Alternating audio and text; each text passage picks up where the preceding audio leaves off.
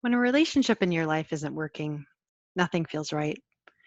I personally feel this niggling feeling. I think it's a mix of anxiety and sadness and a strong desire to somehow make it right.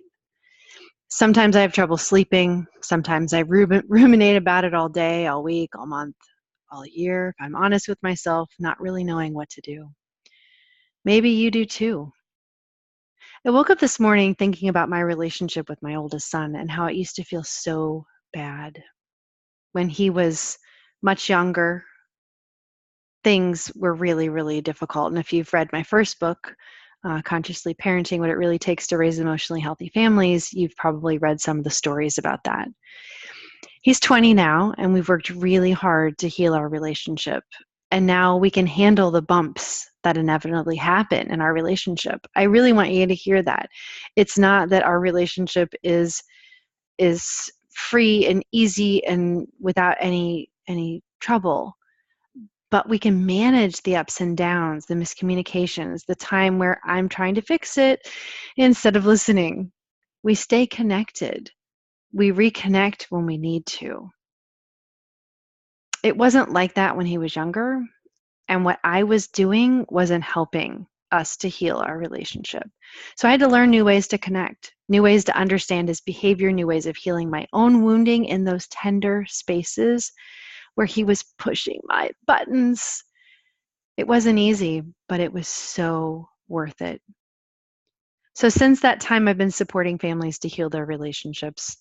Mothers who need to heal their relationships with their own mother, couples who need help learning to communicate, parents who have children with difficult behaviors, disconnection with friends, healing that needs to happen with extended family, healing after something really difficult or traumatic has happened.